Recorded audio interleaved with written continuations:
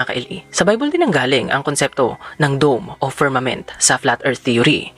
At ang pinagmulan nito ay mababasa natin sa mismong creation story ng Diyos. Ayon sa Genesis chapter 1 verse 6 to 8, "Then God commanded, let there be a dome to divide the water and to keep it into separate places. And it was done. So God made a dome, and it separated the water under it from the waters above it. He named the dome sky. Evening passed and morning came. That was the second day."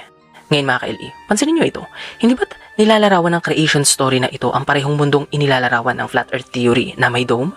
Ituloy natin ang ating pagbabasa.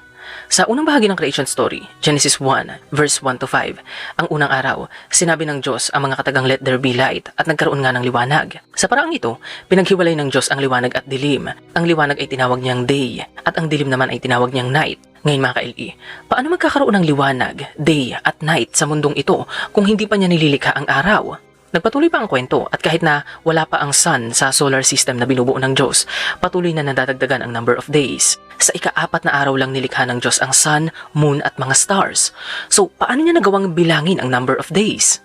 Ngayon mga ka-LE, heto nang nakakalito riyan. Sinabi pa sa mga sumunod na pangungusap na ang mga celestial bodies na ito ay inilagay ng Diyos sa loob ng dome o firmament. Muli mga ka-LE, ang mga verse na ito ay nagmumungkahi ng flat earth ideology. Alam na natin ngayon na ang sun ay ang pinakamalaking object sa ating solar system at ang mga planeta at space rocks ay nag-orbit dito. Alam na natin na hindi talaga nagpuproduce ng sariling liwanag ang buwan dahil nire-reflect lang nito ang liwanag na nanggagaling sa araw. At alam na rin natin na ang mga bituing ating natatanaw ay mga dambuhalang celestial bodies na napakalayo sa ating mundo. Ngayon mga ka-LE, kung sinasabi ng kwentong ito na ang sun, moon at mga stars ay nagawang ilagay ni Yahweh sa loob ng dome o firmament, malaki ang tsansa na ang taong sumulat ng creation story na ito ay naniniwala na ang ating mundo ay may bubong at ang mga celestial bodies na ito ay maliliit para magkasya sila sa dome.